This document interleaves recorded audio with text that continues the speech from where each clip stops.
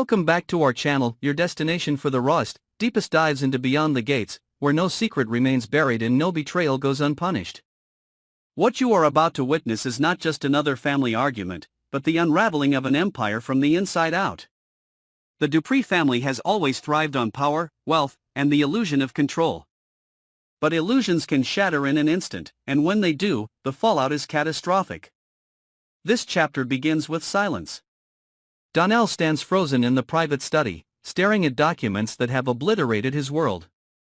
It is not simply that Doug is not his father, it is the realization that his entire existence has been built on deceit. A lifetime of memories is suddenly reclassified as counterfeit. His identity has been forged in lies. His very blood betrays him. The study becomes a coffin. The shadows stretch long across the floor, and Donnell feels himself suffocating.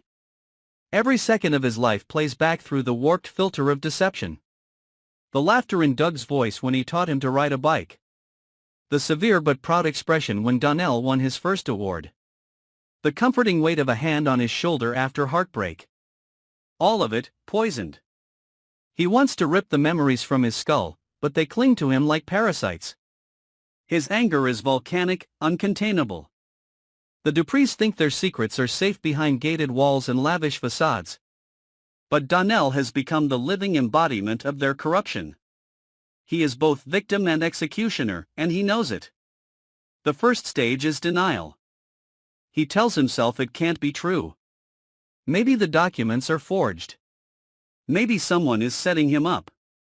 But the more he looks, the clearer the evidence becomes. Blood tests. Birth records. Dates that don't align. It is irrefutable. He is not Doug's son. He has never been. The second stage is fury. His fists clench until his knuckles turn white. His chest burns with fire, his vision blurs with red. He storms through the house, each step a hammer against the fragile illusion of family unity. He hears whispers from the other rooms, voices lowering when he approaches, doors closing faster than usual. They know. They have always known. The betrayal is collective. His mother, silent all these years, her smile masking the rotting truth. His siblings, their sideways glances now reinterpreted as pity or suspicion. And Doug, the man who either lied to his face for decades or allowed himself to be deceived while Donnell bore the brunt of his discipline, his expectations, his impossible standards. But the third stage is far worse, obsession. Donnell begins to dig deeper, prying into family files, searching for scraps of evidence. He becomes consumed with the identity of his real father. When the answer comes, it is like a guillotine blade falling on his neck. The man is no outsider. He is someone entrenched within the Dupree circle, someone with influence and shadowy ties that stretch far beyond what Donnell could have imagined. The realization is grotesque. He has been living in the orbit of his true father all along, unknowingly entangled in a web spun before his birth.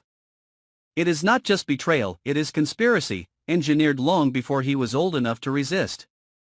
Donnell's mind fractures under the weight of this revelation. He feels himself slipping into paranoia. Every conversation sounds like coded mockery. Every smile conceals laughter at his expense.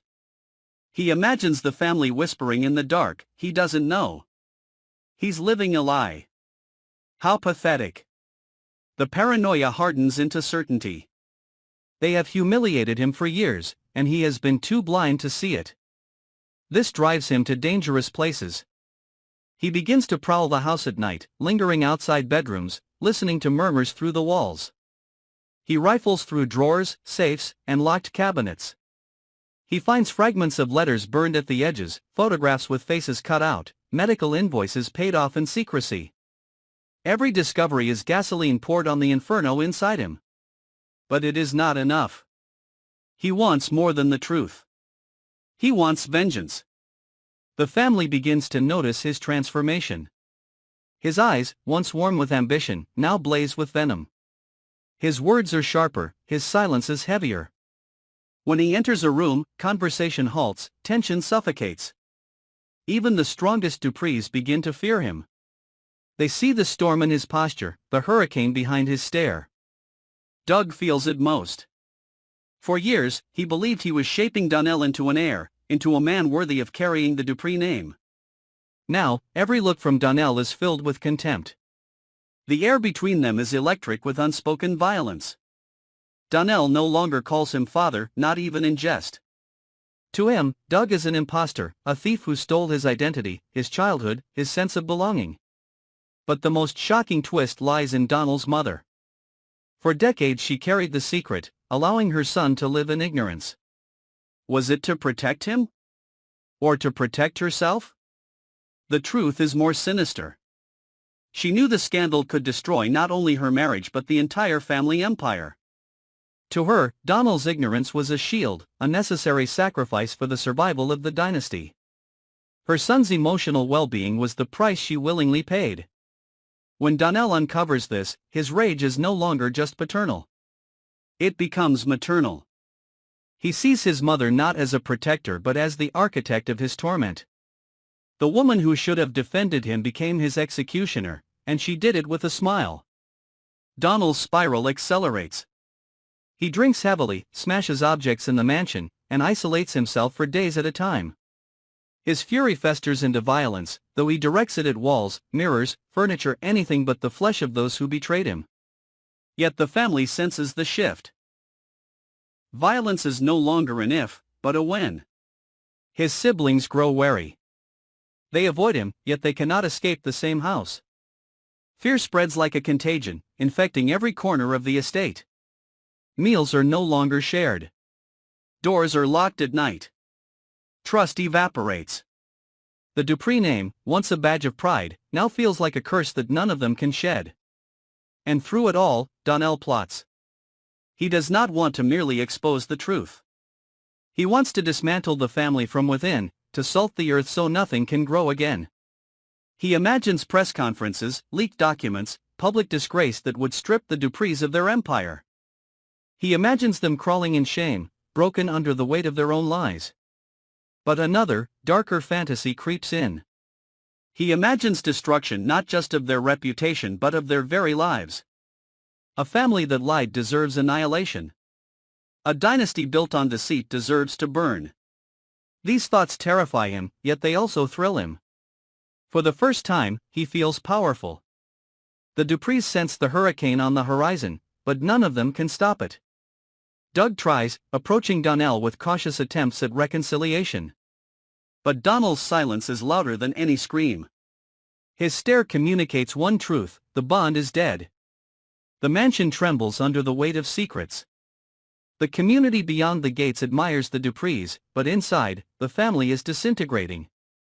And Donnell, once their heir, has become their executioner. The revelation of his parentage was not just a twist of fate.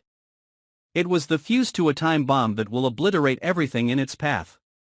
The screen fades to black with one image: Donnell alone in the study, his hands gripping the family's documents, his eyes burning with a madness that promises ruin. The gates will not hold forever. The truth is coming, and when it arrives, it will drown the Duprees in their own blood and lies.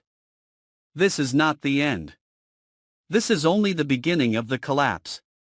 If you don't want to miss the next devastating unraveling, the betrayals, the secrets, the destruction of an empire, stay tuned, and make sure you follow and subscribe to our channel.